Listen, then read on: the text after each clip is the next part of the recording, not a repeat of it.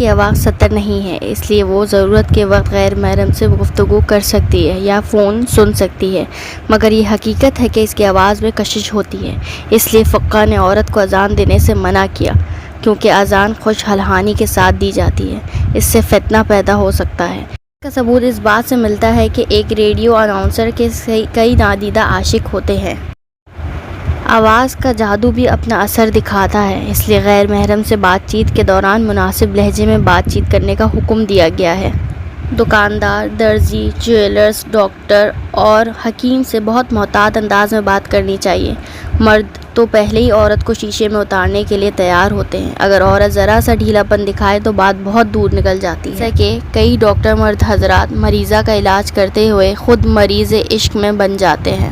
بعض دفعہ نوجوان بچیاں مرد استاذ کے پاس ٹیوشن پڑھنے جاتی ہیں تو کو استاد کے پاس بیٹھ کر باتیں کرنے کا موقع ملتا ہے تو شیطان مشورہ دیتا ہے کہ کتابیں پڑھنے کے ساتھ ساتھ ایک دوسرے کی شخصیات کے بارے میں بھی معلومات حاصل کرو۔ جب پرسنل لائف کی باتیں شروع ہو جاتی ہیں تو حرام کاری کے دروازے کھل جاتے ہیں۔ مردوں کو بھی عورتوں سے گفتگو کرتے وقت احتیاط کرنی چاہیے۔ نبی کریم صلی اللہ علیہ وآلہ وسلم نے اس بات سے منع کیا ہے کہ مرد اپنی بیوی کے سوا کسی دوسری عورت کے ساتھ نرمی سے بات چیت کرے جس سے عورت کو مرد میں دلچسپی پیدا ہو۔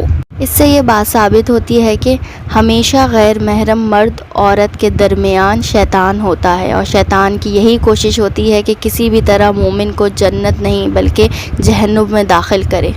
اسی لیے ہمارا فرض بنتا ہے کہ ہم احتیاط سے کام لیں۔